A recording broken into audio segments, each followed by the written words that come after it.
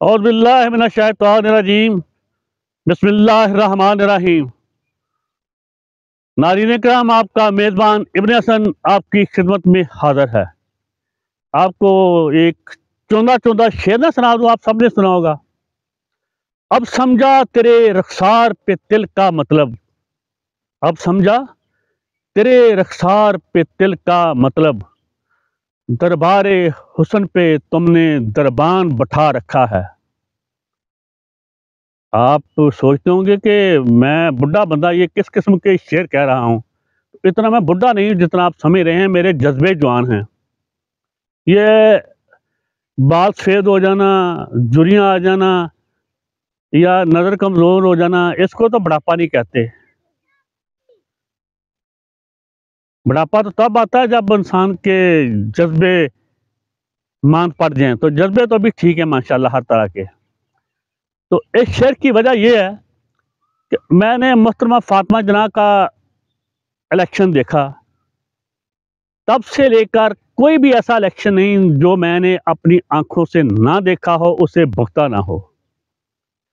مجھے آج تک ایک بات کی سمجھ نہیں آتی تھی، اور وہ اس لیے نہیں آتی تھی کہ میرا اب زندگی بھر کا تجربہ ہے کہ ہر بات کے سمجھ آنے کا ایک خاص وقت ہوتا ہے۔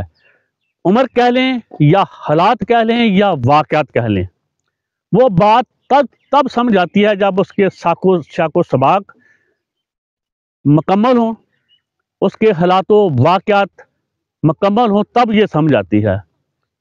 مجھے یہ کبھی سمجھ نہیں آ سکی کہ پاکستان میں ہونے والے انتخابات کو یا عوامی چناؤ کو جنرل الیکشن کیوں کہا جاتا ہے۔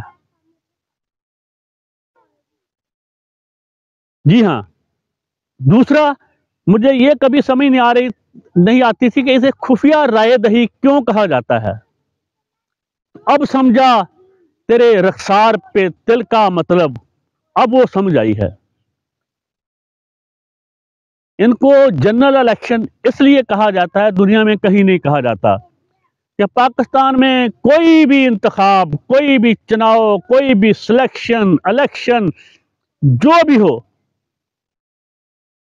وہ خیر سے پاکستان کے قابل فخر فاتحین عالم جرنیلوں کی مرضی منشا کے بغیر نہیں ہو سکتا۔ کسی کی شکست ہو، کسی کی فتح ہو،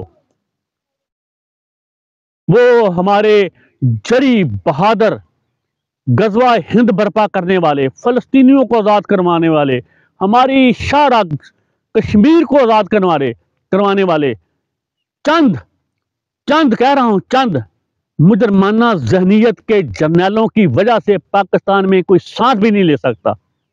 اس لیے ان کو جنرل الیکشن کہتے ہیں۔ اور جو کچھ رات کو ہوا 2-2.5 گھنٹے، اس میں سکندرے کو کیا کہوں، میں سکندرے کو، سلطانے کو، راجے کو، اس کو جو فیصلہ ملا، جس طرح عدلیہ کو فیصلہ ملتا ہے وہ پڑھ کے سنا دیتے ہیں، اسی طرح جیسے رزلٹ ملے 2.5-3 گھنٹے کے بعد، اسی طرح اس بے غیرت بے حیا نے پڑھ کے سنا دیے، اور ملک کو کھانا جنگی میں جاؤں کرنے کا پورا انتظام کر دیا۔ اسے کہتے ہیں خفیہ رائے دہی، جو رات 10 بجے 10:30 بجے کے بعد شروع ہو کے صبح 3, 3:30, 4 بجے تک ہوتی رہی۔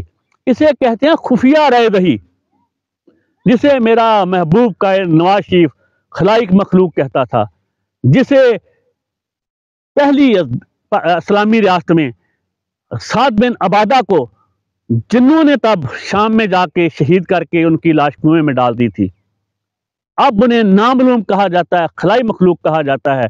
یہ ہے خفیہ رائے دہی جو خفیہ طریقے سے کرتے ہیں ماشاءاللہ آپ پارا میں، دربار عالیہ اسلام آباد میں۔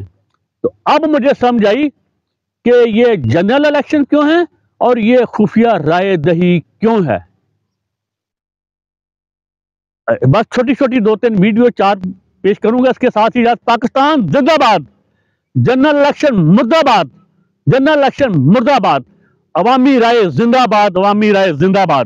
اللہ حافظ۔